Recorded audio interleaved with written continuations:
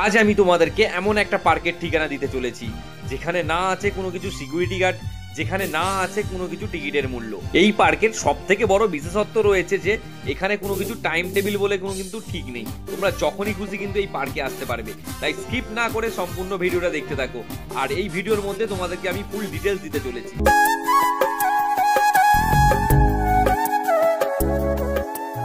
আমতা college মোড় থেকে সোজা চলে এসো সন্তোষনগর ব্রিজ, এবং সন্তোষনগর ব্রিজ পার করার পর ডান হাতের রাস্তা ধরে সোজা বেশ কিছুক্ষণ এই গ্রাম্য পরিবেশের মধ্যে দিয়ে চলে আসতে হবে পার্ক খোসালপুর প্রাইমারি স্কুল।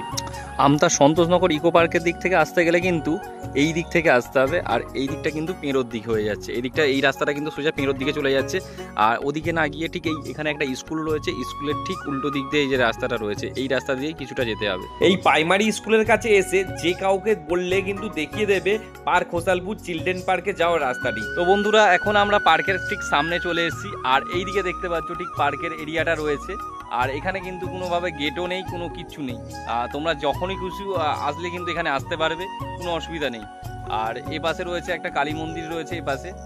যাই হোক, ওইটাও তোমাদেরকে আমি ঘুরিয়ে দেখাবো। আর এদিক দিয়ে কিন্তু এন্ট্রি পয়েন্টটা, এটা দিয়েই কিন্তু আসলাম। আর এই ঠিক তার পিছন দিকেই আমাদের পার্কটা। চলো এখন যা যাক সেই ভিতরে পার্কের, আর দেখবো পার্কের মধ্যে কি সব রয়েছে। আচ্ছা, এটা হলো children park at park Khosalpur Charaktala. আর এটা কিন্তু সরকারি তরফ থেকে করা হয়েছে, খোসালপুর গ্রাম পঞ্চায়েতের আন্ডারে রয়েছে। আর এটা তৈরি করতে যেটা খরচা হয়েছে 3,48,267 টাকার বিনিময়ে কিন্তু এই চিলড্রেন পার্কটা তৈরি হয়েছে। আর এটা কিন্তু 2022-23 সালে কিন্তু তৈরি করা হয়েছে। তো এই হচ্ছে সেই পার্কের, এখানে একটা স্লিপার বোর্ড রয়েছে। এইখান থেকে কিন্তু বাচ্চারা এই সিঁড়ি দিয়ে উঠে কিন্তু স্লিপ খেতে পারবে। যাই হোক, বাচ্চারা কেন, বড়রাও পারলে এই জায়গায় স্লিপ খেতে পারবে। আর এইখানে কিন্তু হচ্ছে একটা ময়ূর রয়েছে, দেখতে পাচ্ছ। একটা ময়ূর কিন্তু এইখানে ভালো করে কিন্তু সুন্দর করে সাজানো গোছানো রয়েছে। আর এটা ঠিক একটা রয়েছে, দুদিকে দুজন বসে যাই হোক ওঠানামা করে দোল খেতে পারবে। আর এ পাশে রয়েছে কিন্তু বিভিন্ন জন্তু জানোয়ার দিয়ে সাজানো জিনিস রয়েছে। এটাও যেমন একটা খুব সুন্দর ইন্টারেস্টিং জিনিস রয়েছে। এই যে এটার মধ্যে কিন্তু তোমরা চেপে নড়তে পারবে, বেশ ভালো এই জিনিসগুলো। এই পার্কের মধ্যে এত বন জঙ্গল হয়ে থাকলে হরিণ তো আসবেই। হরিণ কেন, এখানে শুধু গরু ছাগলও কিন্তু এসে এরকমভাবে ঘাস খেতে পারে, কোনো অসুবিধা নেই। এখানে একটা সিটিং এরিয়া রয়েছে, তোমরা যারা কাপেলরা যারা আসবে এখানে এসেই কিন্তু তোমরা বেশ কিছুক্ষণ সময় কাটাতে পারো। এবং আশপাশে অনেক ঝোপঝাড় রয়েছে, কেন তোমরা যেও না যেন এখানে তোমরা ভালোভাবে বসে কিন্তু অনেকটা সময় কাটাতে পারবে। আর এইখানে একটা দেখতে পাচ্ছি বাচ্চারা চাপার জন্য একটা দোলনা টাইপের রয়েছে। এটাই মোটামুটি 4 জন চাপতে পারবে, একসাথে 4 জন চেপে ঘুরতে পারবে। আর এই দিকটা হচ্ছে বড়দের জন্য একটা দোলনা রয়েছে। আর এই দোলনার মধ্যে আবার দেখতে পাচ্ছি কারা আবার মানে কি লাভ স্টোরি লিখে রেখে গেছে এখানে R+M। বাহ, দুজনের একটা লাভ স্টোরি দিয়ে একটা ভালো একটা লাভ স্টোরি এঁকে গেছে। মনে হচ্ছে এরাই দুজনে আগে প্রথমে দোলনাটা উদ্বোধন করেছিল। আচ্ছা, এদিকে R+M দেখলাম, আর এ পাশে দেখছি আরও একটা নাম লেখা রয়েছে এখানে R+P। বাপরে বাপ, এইরকম কত রকমের নাম দিয়ে এখানে কিন্তু লেখা রয়েছে প্রেমিক প্রেমিকাদের নাম। যাই হোক, তারা কিন্তু হয়তো এসেছিল কোনো এক সময় এই দোলনায় এসে চেপেছিল, তাই জন্য তাদের নামটা এখানে কিন্তু খোদাই করে রেখে দিয়ে গেছে। তো এই দোলনাটার যা অবস্থা, মোটামুটি চাপলে মোটামুটি পড়ে ভাঙবো কিনা, কোমর ফোমর ভাঙবো কিনা তা আমি জানিনি, কারণ এখানে তো প্রায় সব কিছুই জিনিস দেখতে পাচ্ছি নষ্ট হয়ে গেছে। এখানে পাইপও দেখছি, এই পাইপটাও নেই। আর প্লাস 4খানা যে পাইপ রয়েছে, পাইপের সবকটাই কিন্তু অংশ নষ্ট হয়ে গেছে। লোহার যেহেতু এগুলো মেরামতি সেভাবে হয়নি, তাই হয়তো নষ্ট হয়ে গেছে জল কাদাতে। তো যাই হোক, দোলনার কিন্তু সব অংশই প্রায় নষ্ট হয়ে গেছে। কিছু কিছু জায়গায় যে চেনটা আছে, চেনটাও দেখছি কয়েক জায়গায় কেটে গেছে রোদ জলের কারণে। যাকে এর মধ্যে চেপেছি, পড়বে কি ঠ্যাঙাত পা ভাঙবো কি তা জানিনি। তো যাই হোক, এসি যেহেতু একটুকুনি দোলনায় ভাবে তুলে নি। আর এটা তো মনে হচ্ছে পড়ে যাবো, মনে হচ্ছে আমি তুলছো কি করে। প্রায় কিন্তু অনেক জায়গায় ক্ষতবিক্ষত হয়ে গেছে। তোমরা আসলে কিন্তু একটু সাবধানে এই সব দোলনাতে কেন বসবে, কারণ খুবই অবস্থা খারাপ রয়ে গেছে। দেখো অনেক জায়গায় প্রায় ক্ষতবিক্ষত হয়ে গেছে। এই জায়গায় কিছু নেই বললেই চলে এই সমস্ত। আর ওদিকের তো একটা ডান্ডা নেই। যাই হোক, একটু হালকা করে তুলে নিই, তারপরে আসছি আরও সমস্ত কিছু ডিটেলস দেবো এই ভিডিওতেই। চলো, এখন আমরা এই স্লিপ বোর্ডটার উপরে উঠবো, আর উঠে দেখবো এখান থেকে আদৌ কি স্লিপ করা যায়। যাই হোক, এগুলো কিন্তু বাচ্চাদের জন্যই ভালো। আর আমরা চাপলে মনে হচ্ছে ঠ্যাং হাত পা ভেঙে পড়বো এই সব জায়গা থেকে। তো সাবধানে একটু ভয়ে ভয়ে উঠছি। আর এই দেখো এই ওপর থেকে এই অংশটা তোমাদেরকে আমি একবার দেখাচ্ছি।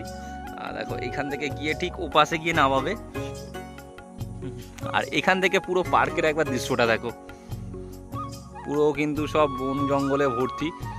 আর ওপাশে একটা পুকুর রয়েছে, আর এদিকটা কিন্তু একটা কালী মন্দির রয়েছে, এখানে জলেরও ব্যবস্থা রয়েছে দেখতে পাচ্ছি।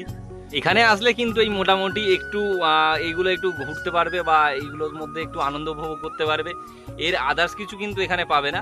আর এটা কিন্তু বাচ্চাদের জন্যই কিন্তু বেস্ট হবে। এখানে ওটা কিংবা না বা পুরো জায়গাটা কিন্তু রিক্সি ব্যাপার। আর চারিদিকটা পুরো একদম যে লোহার অংশগুলো রয়েছে সেগুলো অর্ধেক প্রায় ক্ষয়ে গেছে। আর এখানে এই যে সেই পুকুর পাড়টা, যাই হোক এখানে স্থানীয়রা মনে হচ্ছে ঘাটটা ইউজ করে, দেখেই বোঝা যাচ্ছে। আর এখানে কিন্তু মাছের চাষও হয়, যেটা ভেরি টাইপের করা রয়েছে, এটা কিন্তু অ্যাকচুয়ালি পুকুর না, ভেরি টাইপের করা রয়েছে। সামনে কিন্তু পাড় দিয়ে কিন্তু বাঁধানো রয়েছে, অনেক সারি সারিভাবে কলা গাছ কিন্তু রয়েছে। আর উপরটা কিন্তু নেট দিয়ে ছাওয়া রয়েছে, যার কারণেই দেখে বোঝা যাচ্ছে এখানে নিশ্চয়ই মাছের চাষ করা হয়। আর এখানে সেই মা কালীর মন্দির রয়েছে। চলো এখন আমরা যাব মা কালীর দর্শন করতে, আর আমাদের সাথে কিন্তু তোমরাও মা কালীর দর্শন করো। তোমরা দেখতে পাচ্ছ এখানে কিন্তু ঠাকুরের 10টা মূর্তি রয়েছে, হ্যাঁ 10টা মাথা রয়েছে, আর 10টা হাতও রয়েছে কিন্তু এই কালী ঠাকুরটার, আর 10টা পাও কিন্তু রয়েছে এর সাথেই। আর এখানে দেখছো নিচে শুয়েছে মহাদেব, নিচে মহাদেব শুয়ে আছেন। আর এখানে রেগুলার কিন্তু নিত্য পুজোটাও হয়, কিন্তু ঠাকুরমশাই কিছুক্ষণ আগেই সম্ভবত পুজো করেছে, তারই কিছু সরঞ্জাম জিনিসপত্র পড়ে রয়েছে। তো এই ঠাকুরটাও কিন্তু আমাদের এই সব থেকে প্রথম দেখা, কিন্তু 10 মূর্তি দেখেছি, 10 হাতও দেখেছি, কিন্তু 10টা পা কোনোদিন একসাথেই ঠাকুরের দেখিনি। এই প্রথমবার মায়ের দর্শন করার সুযোগ পেলাম। আর আপনারাও কিন্তু আসলে অবশ্যই এখানে এসে মায়ের দর্শনটা অবশ্যই করবেন। এই মন্দিরটার নাম হলো যজ্ঞেশ্বরী সাধনপীঠ মন্দির। আর এখানের কিন্তু বাইরের অংশটা সম্পূর্ণ সবুজ প্রাকৃতিক পরিবেশ দিয়ে ঘেরা রয়েছে। এই মন্দিরটা, আচ্ছা এই মন্দিরটা কি পয়লা বৈশাখে পুজো হয় বললেন? পয়লা বৈশাখে পুজো হয়। আচ্ছা, প্রতিষ্ঠিত হয়েছে 1400 সালে। 1400 সালে প্রতিষ্ঠিত হয়েছে। আর একটা বড় অন্নকূট হয়, মোটামুটি 5000 লোক খায়। আচ্ছা, কবে সেটা? মোটামুটি 2রা বৈশাখ, মানে বৈশাখ মাসের পরের দিনকেই পুজো হয়। আমরা আচ্ছা, এই মন্দিরটার নাম কি? এটা হচ্ছে যজ্ঞেশ্বরী সাধনপীঠ। যজ্ঞেশ্বরী সাধনপীঠ, সাধনপীঠ। আচ্ছা, এখানকার সম্পূর্ণ ঠিকানাটা একটু বলবেন? এইখানে হচ্ছে আমতা থানা, খোসালপুর অঞ্চল। আমতা থানা, খোসালপুর অঞ্চল। আচ্ছা, এটা খোসালপুর, নামটাই খোসালপুর। আর আচ্ছা এই যে আশপাশের যে এরিয়াটা আছে, কিন্তু এটা কি পুরোটাই এই মন্দিরেরই অংশ? মন্দির, এটা খাস জায়গা, সরকারি খাস জায়গা। আর এটা এখন মন্দিরের এতেই আছে। আচ্ছা, ওদিকে যে পার্কটা যেটা রয়েছে বাচ্চাদের, ওটাও কি মন্দিরেরই জায়গা? হ্যাঁ, এটা মন্দিরের জায়গা না, ওইটা হচ্ছে সরকারি। এইটা এই লাইনটা হচ্ছে মন্দিরের জায়গা, কিন্তু ওটা সরকারি, ওটা খাস লাইন। পার্কটা তার মানে সরকারি তরফ থেকে করা হয়েছে? আচ্ছা, ওটা সরকারি। আচ্ছা, আর এইটা হচ্ছে মন্দিরের অংশ? এটা মন্দিরের এলাকা। আচ্ছা আচ্ছা আচ্ছা, ঠিক আছে। এই ঠাকুরটার নাম কি? এর নাম হচ্ছে যজ্ঞেশ্বরী সাধন, যজ্ঞেশ্বরী আর কি। কালী, যেটা 10 মূর্তি কালী। 10 মূর্তি রয়েছে, 10 হাতও রয়েছে, আর 10 পাও রয়েছে। আচ্ছা, ঠিক আছে। খুব জাগ্রত মন্দির। তোমার মনে যদি কোনো বাসনা থাকতে হয়, আশা করি আমার মা পূরণ করে। আচ্ছা, এই মন্দিরে আমি মাকে দেখাশোনা করি। আচ্ছা, আপনি দেখাশোনা করেন? আচ্ছা আচ্ছা। আর এখানে তো দেখতে পেলাম নিত্য সেবাও দেওয়া হয় মাকে? নিত্য সেবা। আচ্ছা আচ্ছা, ঠিক আছে। আমরা খুব আনন্দ উপভোগ করি। কিন্তু এইখানটা তো জানা ছিল না কবে পুজোটা হয়, তো পয়লা বৈশাখ। ওই তো পয়লা বৈশাখ পুজো হয়, 2রা বৈশাখ অন্নকূট। আচ্ছা, পরবর্তীকালে তো এই বছর তো হয়ে গেল, পরবর্তীকালে চেষ্টা করব আসার জন্য।